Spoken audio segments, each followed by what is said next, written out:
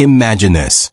You're sitting at Thanksgiving dinner, enjoying the holiday with your family, when your sister discovers you've secretly become a millionaire, $12 million to be exact. And suddenly, the entire family starts making demands on you. Sounds like a nightmare, right?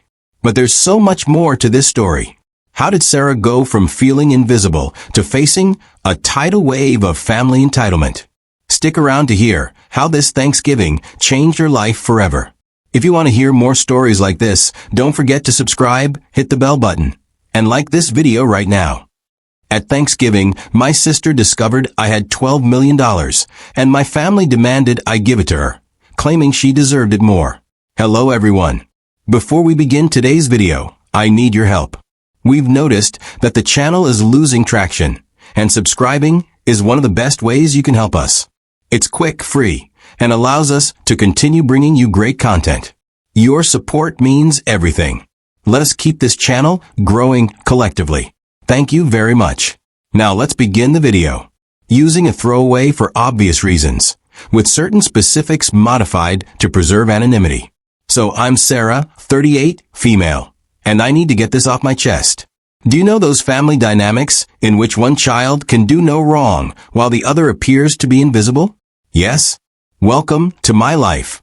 Everything was very typical until I was 8. I was an only kid, and while my parents were not particularly warm and fuzzy, they were present, I suppose. Mom would help me with my homework, and Dad would occasionally take me fishing on Lake St. Clair. We weren't the Brady Bunch, but we were fine. Then came the night that would change everything. I recall my Aunt Kelly showing up at 2 a.m. and telling me to pack a suitcase because Mom was in the hospital. My sister Rachel was on her way, but something was wrong.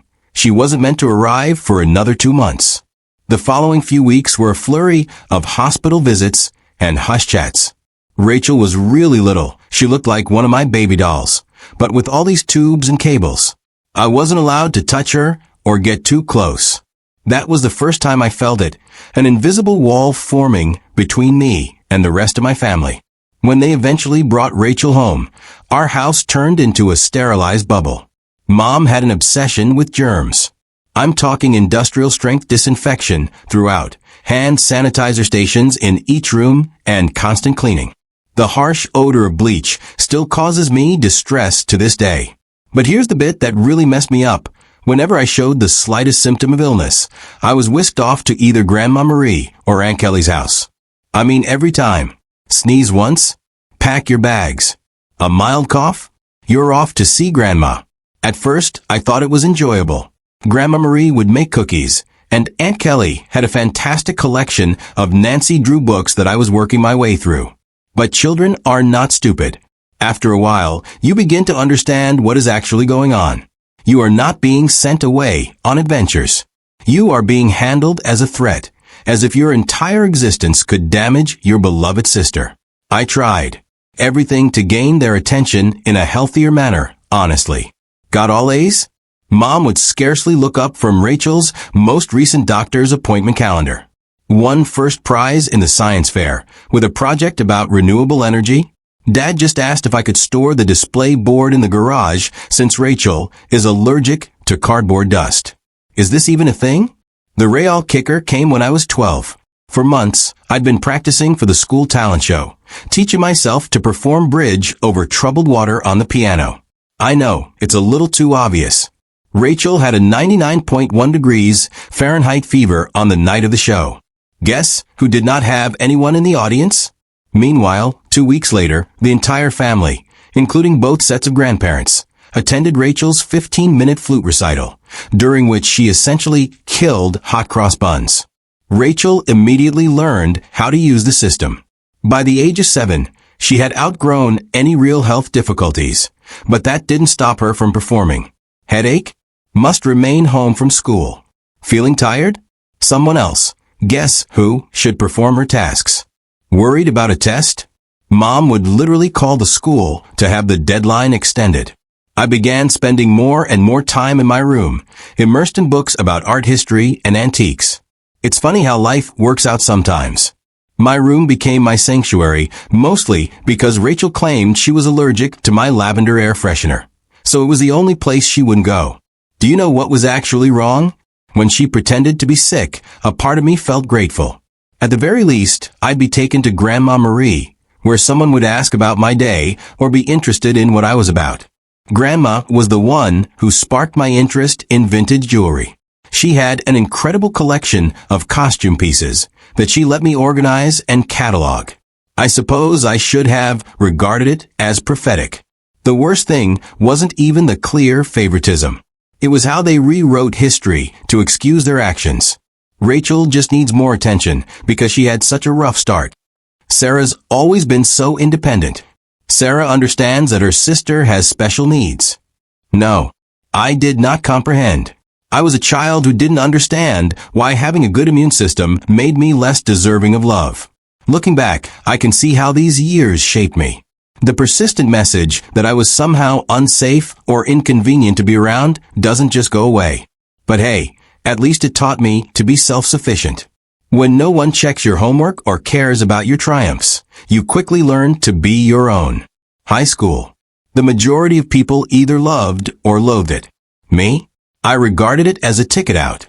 While Rachel was establishing her drama empire in middle school, I was laying the groundwork for my own escape. And let me tell you, nothing inspires you to accomplish more than knowing that no one will do it for you. Remember how I said I spent hours sorting Grandma Marie's jewelry collection? That taught me a valuable lesson, the need for systematic organization and attention to detail. In high school, I approached everything with the same perspective. My desk at home resembled something out of an organization magazine. Color-coded notes, meticulously organized study plans, and everything in its place. Rachel teased me about it, calling me Rainman. Very great, sis. But here's the thing about being invisible. No one is monitoring your failures or successes. So do whatever the heck you want. I joined every club that would not interfere with my part-time employment at Carson's Diner. Thank you to Carol, the owner, for remembering my birthday when my own parents had forgotten. Debate team? Check. Who was the National Honor Society president? Check. Who was the editor-in-chief of the school newspaper? Check. The debate team was where I truly found my voice. There's something quite rewarding about shattering someone's argument while maintaining complete composure. It also taught me how to negotiate, which I didn't realize at the time, but it would be useful later. I've won states twice. Rachel had major soccer games. Therefore, my parents were unable to attend both competitions. She was on the C team. She did not even play the game. Junior year was when things truly became interesting. I took the SAT and received a flawless score. Not like, oh, pretty good, perfect. I mean perfect. Perfect 1,600. Do you know how many people receive that? Less than 1%. I remember staring at the results screen for almost 20 minutes, convinced it was an error. I rushed home to tell my parents. I realize now this was stupid. Mom was in the kitchen assisting Rachel with her English homework. The conversation went something like this. Me, Mom, look. I got a perfect SAT score. Mom, that's nice, honey. But can you keep it down? Rachel's trying to concentrate. She has a big test tomorrow. Rachel, you're correct. Yeah, some of us actually have to study, Miss Perfect, she said. Mom, Rachel, sweetie, don't stress. You're just a different kind of learner. I still have the hard copy of those SAT results someplace. Never got pinned on the fridge.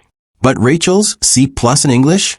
That infant received primo refrigerator real estate, complete with a "we're so proud of you." College applications. The college application procedure was interesting. I applied to 15 schools without informing anyone. I wrote all of my own essays, gathered my own recommendations, and handled all of the financial assistance paperwork myself. My guidance advisor, Mr. Chin, was the true MVP. My parents were too busy to help me with the FAFSA, so I stayed late after school. Then, acceptances began to arrive: Harvard, Yale, Princeton, Michigan, and each one came with a scholarship offer. I stored them all in a locked box under my bed, knowing what would happen if Rachel discovered them. They'd suddenly shift their focus entirely to her. But if Sarah goes to Harvard, I'll be all alone. Or some nonsense like that. The day I received my full ride offer from Yale, Rachel joined JV cheerleading. Guess which one was celebrated with a family feast? Hint. I had microwave mac and cheese in my room while they went to Olive Garden. But you know what? The scholarship was my golden ticket.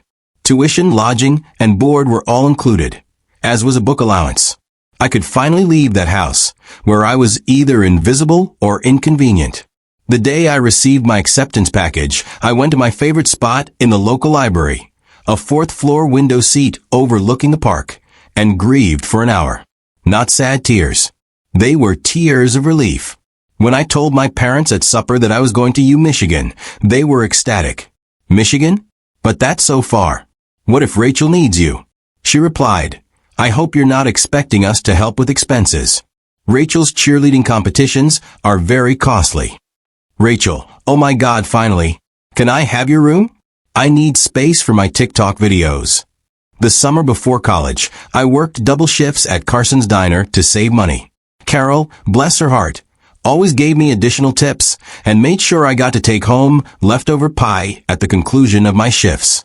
She also taught me a vital skill, how to recognize genuine people in a society full of fakes.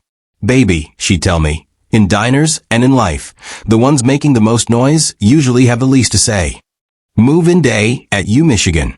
My folks couldn't attend because, surprise, Rachel had a cheerleading competition. Aunt Kelly drove me instead, helped me set up my dorm room, and gave me an envelope with $500. Your Grandma Marie wanted you to have this, she told me. She's so proud of you. Later, I learned that Grandma had been saving that money from her Social Security checks for months.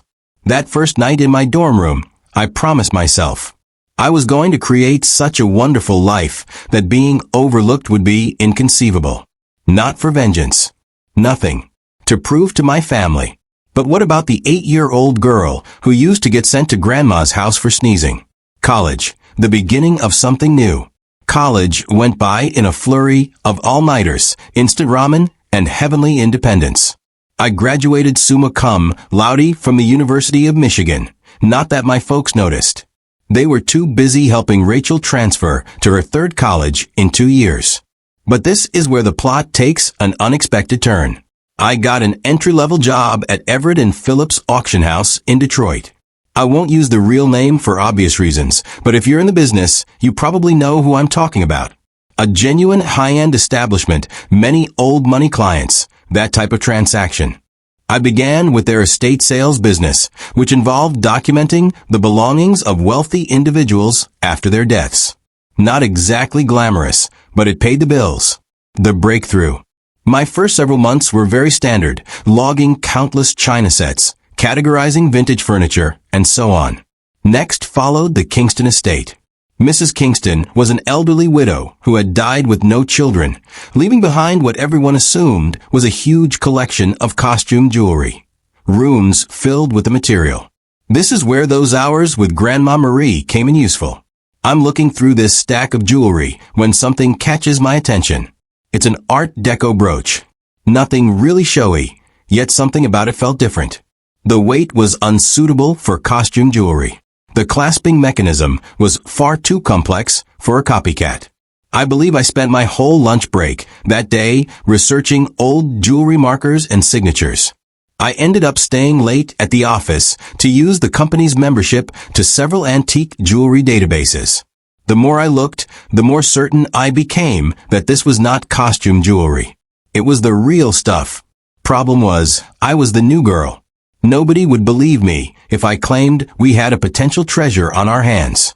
So I did what the debate team taught me. I meticulously prepared my argument. I spent 2 weeks, during lunch breaks and evenings, learning everything I could about Art Deco jewelry authentication. I even used some of my pitiful excuse for savings to pay for an online gemology course. Finally, I mustered the guts to approach my boss, Mr. Harrison. I brought the entire presentation, which included comparative images, historical documentation, and the works. The conversation went something like this. My response, Sir, I think we might have something significant in the Kingston Estate collection. Harrison, scarcely looking up from his phone, says, Sarah, we've already cataloged those as costume pieces. My response, You are correct, I know. But look at these maker marks. They match perfectly with Cartier's 1925 signatures. Harrison, finally paying attention. Where did you learn all of this? My reply, I did some research. Long story short, the costume brooch sold for $47,000 at auction. It turns out that it was part of a limited collection created for some European set in the 1920s. But here's the real kicker. Harrison started to trust me after that. He began giving me other artifacts to authenticate. Suddenly, my pointless pastime of sorting antique jewels acquired real significance. I devoted myself to learning everything I could about vintage jewelry. I took every online course I could afford. I spent weekends at estate sales researching items. I even began a small notepad to document various authentication procedures. My apartment looked like a jewelry scholar's fever dream, with walls covered in printouts of vintage hallmarks and certification guidelines. The auction house started getting results. I was discovering important items that others had overlooked, developing contacts with collectors, and knowing the market. My commission checks became larger. For the first time in my life, I was not simply surviving. I was also saving money. Family, still remarkably uninterested. At Sunday dinners, which I still went to, like a fool, the discourse went like this. Mom, Sarah's still at that antique shop, right? Me, auction house. And yes, actually, I just authenticated a rare Tiffany piece. Rachel interrupting. Oh my God, speaking of jewelry, you guys have to see this charm bracelet I bought at the mall. But I didn't care anymore. For once in my life, I had discovered something wholly mine. Something I was actually excellent at. Something unrelated to being Rachel's sister. Family disappointment, the Rothschild collection. Then came the Rothschild collection. This was about 2 years into my employment at the auction business. A massive estate. Old money family. There was a lot of buzz in the industry. I was part of the team that cataloged their jewelry collection. And that's when I noticed it, a fairly commonplace Art Nouveau piece that everyone else had missed. I spent 3 days investigating it. I barely slept. It turned out to be a piece from a famous French jeweler's private collection, which was supposed to have been lost during World War II. When it sold at auction for $238,000, Harrison summoned me to his office. I believed I was being promoted. Instead, he said something that completely changed the situation. Harrison, Sarah, you're wasting your talent here. You should be running your own authentication business. Initially, I shrugged it off. Me? Start a business? With what money? However, the notion took root. I began doing modest freelance authentication projects on the side. Word spread that I had a terrific eye. Private collectors began contacting me directly. One night, I was sitting in my modest apartment, surrounded by jewelry manuals and authentication tools that I had gradually accumulated, when I had an epiphany. This is something I could actually do. I could create something on my own. So, I did what any reasonable person would do. I took out a large debt against my car. I emptied my savings account. I rented a small office space in a less desirable area of town. People believed I was insane. Perhaps I was. I transformed a storage room above a Chinese restaurant that was about the size of a college dorm room. The rent was low because it always smelled like Kung Pao chicken, and the Wi-Fi only functioned if you sat in the corner by the window. But it was mine. The struggle. The first few months were interesting. And by interesting, I mean scary. I'd awaken at 4 a.m. in cold sweats, calculating how many months till my savings ran out. Loan payments felt like a rope around my neck. My office furnishings? A card table from Goodwill. A chair I literally found on the curb. Don't worry, it was thoroughly cleaned. However, in the world of high-end jewelry, reputation and contacts are everything. And my experience at the auction house provided me with both. I started small, doing authentication work for local antique dealers. My fees were lower than the larger organizations, but my attention to detail was becoming known. Word spread. The breakthrough. 6 months later, a watershed moment occurred. A dealer I had dealt with at the auction house inquired about a collection of Victorian-era brooches. The owner requested confirmation before selling. It turned out to be a massive collection with pieces from 3 generations of families. I worked on it for 2 weeks straight, rarely sleeping and documenting everything. I discovered 2 extremely rare pieces that had been misinterpreted as later replicas. The owner was so delighted with my detailed analysis that she not only paid my fee, but also offered me a 10% commission when the piece sold. Was that a commission of $86,000? More money than I had earned in the preceding 2 years combined. Suddenly, my phone rang a lot. Collectors take notice. Collectors had heard about my knack for finding missed pieces. Estate lawyers sought advice on inherited jewelry. Even my previous auction house began sending me authentication work. I'm quite sure Harrison was secretly helping spread the news. Thanks, boss. Scaling up. By year 2, I'd hired my first employee, Jenny, a fresh gemology graduate who reminded me far too much of myself at that age. She was extremely intelligent, yet she was neglected because she was quiet. She is now my head of authentication and is well worth her weight in gold. The firm expanded quicker than I could have predicted. We moved to a proper office downtown. Goodbye, Kung Pao chicken odor. Created a team of specialists. I've earned a reputation for finding misplaced items. You wouldn't believe how many important historical jewelry pieces get misinterpreted as costume jewelry in people's attics. Keeping it secret for my family. However, success came with its own set of obstacles. The bigger we became, the harder it was to keep it a secret from my family. They still thought I worked in an antique shop. Rachel would make these sarcastic remarks during family dinners. Rachel, Sarah, I have some old jewelry I was going to donate to Goodwill. Maybe your little shop would want it. Me, having just authenticated a $1.2 million Faberge item that morning. Me, sure, I'll look into it. Mom continued introducing me to everyone as my other daughter. She works with old jewelry or something. Meanwhile, I was quoted in Forbes, luckily under my company name. And we'd recently built our 3rd office. The private joke.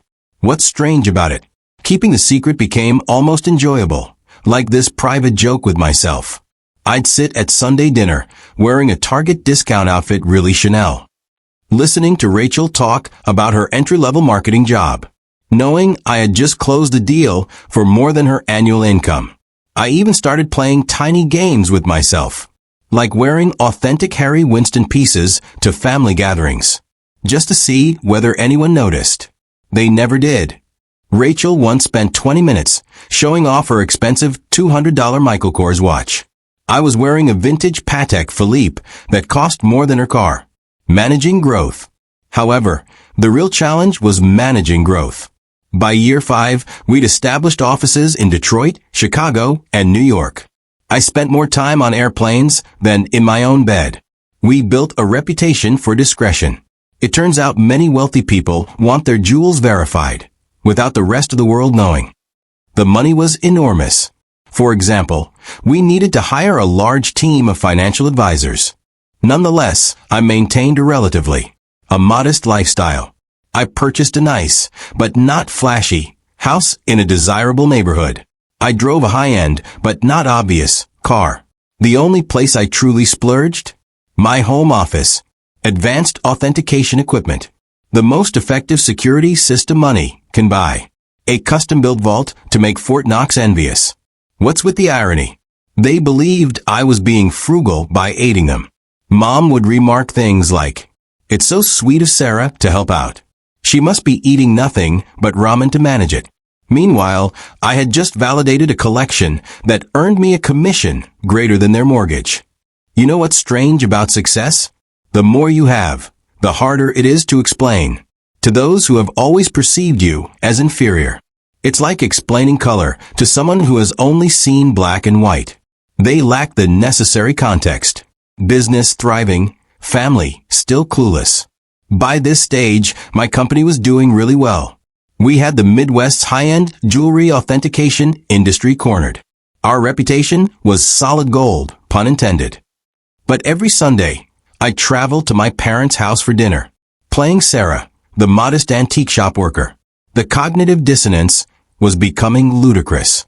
I'd spend my mornings on conference calls with Dubai collectors, my afternoons authenticating million-dollar pieces, and my evenings at my parents' house, in carefully chosen normal clothes, eating Mom's overcooked pot roast. Meanwhile, Rachel dominated the conversation with stories about her latest marketing triumph. Usually something like bringing her boss's coffee without spilling it. A defining moment. One Sunday stands out clearly in my memory. I had just completed a huge transaction, authenticating a missing Cartier piece that had been resting in someone's safe deposit box for 40 years. Was it just the commission? 7 figures. I drove directly from the meeting to my parents' place, still euphoric from the successful authentication. Mom, Sarah, honey, is everything okay? Your clothes are looking a bit worn. Me? Oh, trying to save money, I said, wearing a $3,000 cashmere sweater that I had purposefully chosen for its subtle appearance. Rachel, well, if you'd gotten a real job instead of playing with old jewelry. Dad, Rachel, be nice.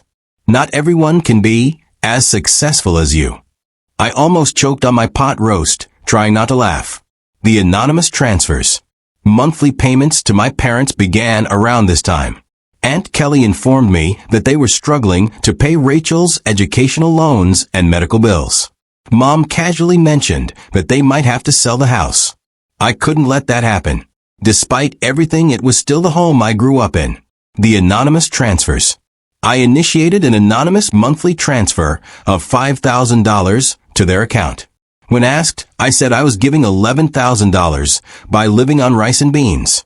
They imagined the rest came from Aunt Kelly or another family member. Rachel, of course, claimed responsibility for inspiring family members to help. Watching Rachel spend my money was helpful, but it also had unexpected consequences.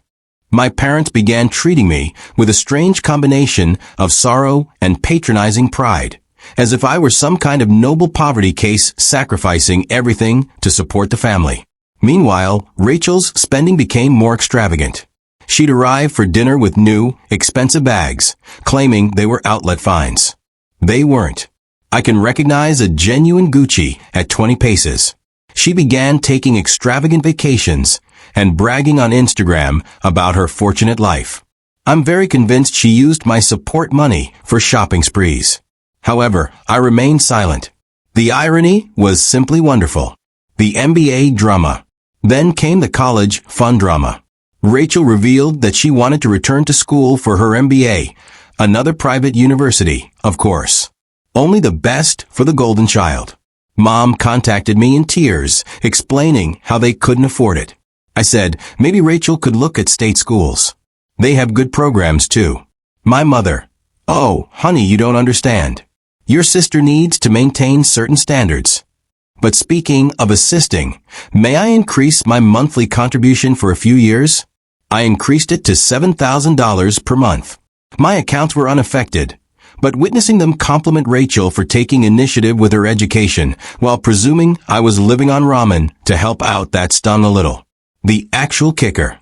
I was giving a guest seminar at the same business school Rachel wanted to attend.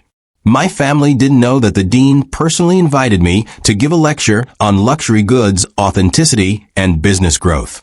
I had to come up with an excuse as to why I couldn't attend Sunday dinner that week. My own achievement started to feel like a distinct life, as if I were some kind of corporate superhero with a hidden identity. By day, I was running a multi-million-dollar authentication business. By night, well, on Sunday evenings, I was just Sarah, the disappointed daughter who worked at an antique shop. The breaking point. Thanksgiving. The weight of the untruth was becoming heavier. Rachel made rude remarks about my career on multiple occasions. Each time, Mom apologized to her friends for my modest lifestyle. Every time, Dad suggested I get a real job. I believe I always knew it would end. The implosion. Dramatically, I just didn't expect it to implode so spectacularly. On Thanksgiving, it began 2 weeks before the holiday. Mom called, weeping about her back discomfort. She had been diagnosed with a herniated disc, and the notion of cooking Thanksgiving dinner for 20 guests overwhelmed her. Now, I'd like to tell you that I offered to help purely out of goodwill, But really, I became tired of pretending her dried turkey was appetizing. My response, "Why don't I handle the food this year? I can have it catered." She replied, "Oh, honey, we can't afford a caterer." My response, "Don't worry about the cost. I've been saving up." Mom, concerned, "You're not taking out a loan, are you?" I coordinated everything with a high-end catering firm that I use for business gatherings. They do incredible work, the kind of food that makes you wonder why you ever bothered to prepare it yourself. It cost more than my folks thought I earned in 2 months, but whatever. Thanksgiving morning dawned, and I was feeling quite good. I had my laptop with me because I needed to monitor a major online auction in Hong Kong. This magnificent Art Nouveau necklace was for sale, and I had a customer who was interested in authentication. If they won the bid, the lunch arrived on schedule, and everything was properly prepared. Rachel, of course, had to respond. Rachel inquired, "Store-bought stuffing? Really, Sarah? Mom's is so much better." This is from a girl who once set off the smoke alarm while making toast. Mom was apologizing to everyone for not cooking herself, but you could tell they were enjoying the meal. Rachel shut up after tasting the maple-glazed Brussels sprouts, which, by the way, cost more per plate than her weekly grocery budget. I stepped away from supper and dessert to check my laptop. The auction was getting intriguing, and I needed to be prepared in case my client won.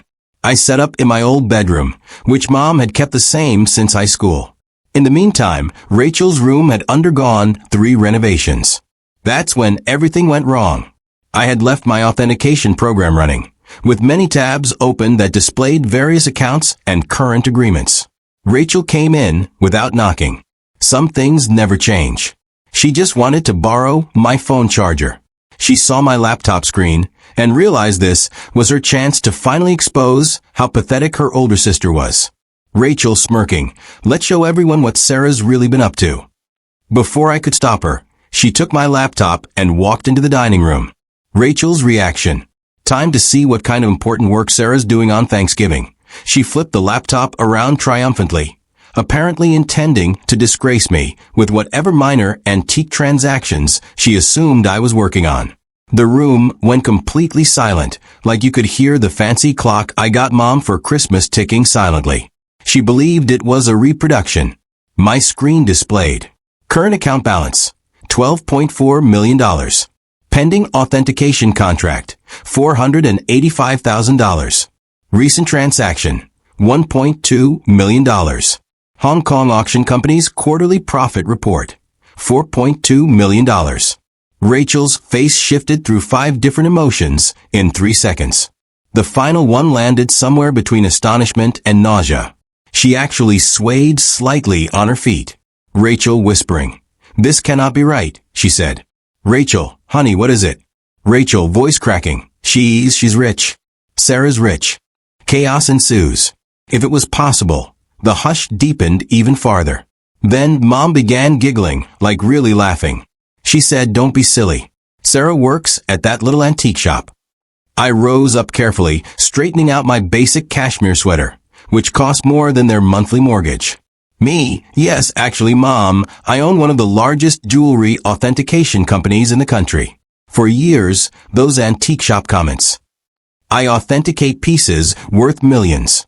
That little business you never asked about? It has offices in 3 cities." Dad choked on the liquor. Aunt Kelly dropped her fork. Uncle began coughing terribly. Then Mom's laughing transformed into something else. Her face turned red, then purple. She stood up so quickly that her chair tumbled over.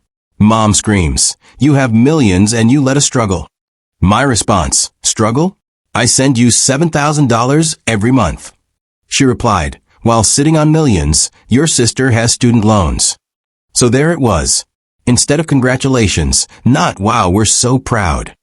Just outraged that I hadn't given them more money. Rachel began to cry. Surprising, I know.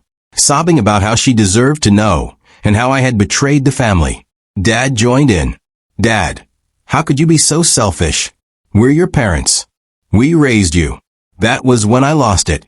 Years of being disregarded, years of dismissal, years of being considered a family disappointment. Everything poured forth.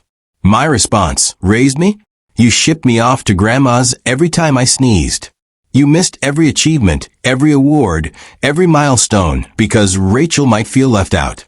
You never saved a penny for my college, but took out loans for her.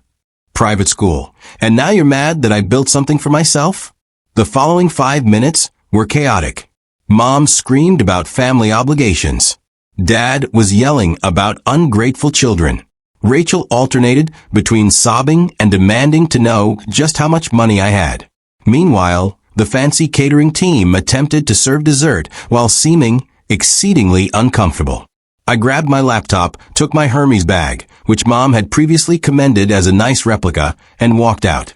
Behind me, I could hear Mom discussing how to spend my money, something about Rachel's MBA and a new car.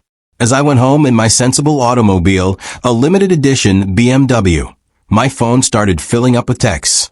The family group chat burst. Rachel began posting on Facebook about hidden family wealth and selfish siblings.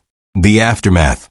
The days after Thanksgiving were like watching a cyclone hit in slow motion, except that the hurricane represented my family, and the debris symbolized my sanity. Let's start with SMS messaging. Within 1 hour of leaving supper, my phone had 47 missed calls and more than 200 messages. Mom followed this intriguing progression. 7:42 p.m. How dare you walk out on family? 8:15 p.m. We need to talk about this like adults. 9:03 p.m. Your sister deserves a share of your success. 10:30 p.m. I've already called a realtor about houses in better neighborhoods. 11:45 p.m. Why aren't you answering? This is your mother. Meanwhile, Rachel had become a full-fledged social media fighter. Rachel, on the other hand, had fully embraced social networking. She wrote an enormous rant on Facebook about how her millionaire sister had been hoarding wealth while watching her beloved family struggle. The comment section was insane. Distant cousins and former high school classmates, whom I hadn't spoken to in years, suddenly formed strong opinions about my moral character. But this is the bit that really grabbed me. Rachel actually posted, all those years of me trying to help Sarah's career, giving her advice about moving up from that little antique shop, and she was secretly wealthy. The betrayal hurt so much I nearly threw my phone across the room. What was the only career advice she ever gave me? I suggest you try selling jewelry on Etsy. Flying monkeys. If you're unfamiliar with the term flying monkeys, it occurs when toxic family members send others to guilt trip you. Aunt Susan, whom I saw maybe once every 3 years, called to inform me that family is everything. Uncle Bob, who I'm pretty sure still believes I'm 12, emailed me a lengthy lecture on the importance of sharing wealth.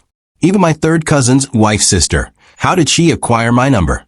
She felt compelled to express her thoughts on family obligation, but the real fun began when they arrived at my workplace. I arrived on Monday morning to find Mom, Dad, and Rachel sitting in our reception area. They informed Jenny, my receptionist, that they had an appointment for authenticating services. Rachel clutched her Michael Kors bag as if it were genuinely worth something. The conversation went about as well as one would expect. Mom, we've discussed it as a family. Me. A family discussion without the family member you're discussing? Mom ignored me. Mom, and we think it's only fair that you set up trust funds for everyone. Rachel, I need at least $2 million to start my new life properly. Dad, your mother and I would like to retire. We're thinking of a beach house in Florida. Me, did you miss the part where I've been sending you $7,000 monthly? Rachel, that's nothing compared to what you have. You owe us. Me, you think I owe you for what exactly? The years of being ignored? The missed graduations? The constant comparisons? Mom, don't be dramatic, Sarah. We gave you everything. Me. No, I gave myself everything. And you know what?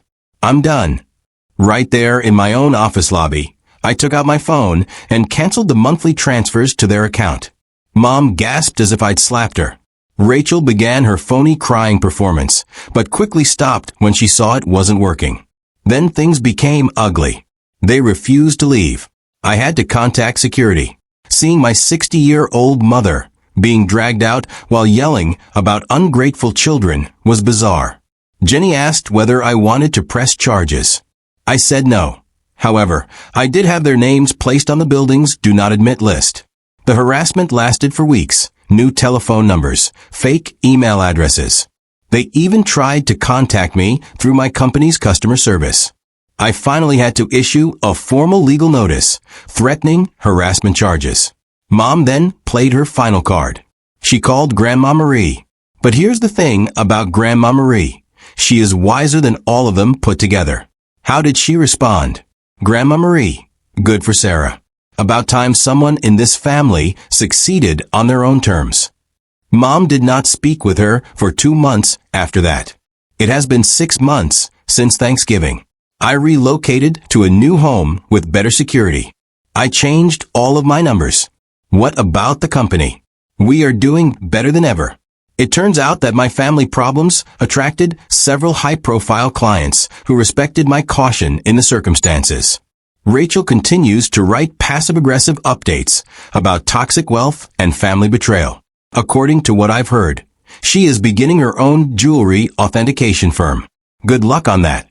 Mom and Dad finally stopped trying to contact me when my lawyer wrote them an official letter outlining how the harassment charges would affect their lives. They're now informing everyone that they never wanted my money anyway, and that they're praying for my salvation. What's the best part? For the first time in my life, I feel liberated. No more Sunday dinners full of sly insults. No more downplaying my accomplishments to spare their feelings. No longer financing the Rachel show.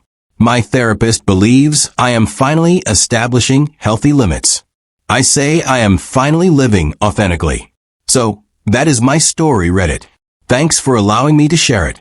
Special thanks to the catering firm who sent me a Christmas letter stating that the Thanksgiving meal was the highlight of their year. Edit. Responses to common questions. Yes, I am still in treatment. No, I do not regret cutting them off. Yes, Grandma Marie is doing well. She's coming to visit next month to help me catalog a new collection. One last thing to Rachel. I know you're probably reading this. What about the Cartier bracelet you're wearing in your most recent Instagram post? Definitely a fake. Just saying. Wow, what a roller coaster. Sarah's Thanksgiving turned into a shocking reveal of family greed and entitlement. It's a reminder that sometimes the people closest to you aren't always the ones you can trust. What do you think? How would you handle a situation like this? Drop your thoughts in the comments below. If you enjoyed this story, make sure to like this video, subscribe to the channel, and hit that bell button so you never miss a new story. Thanks for watching.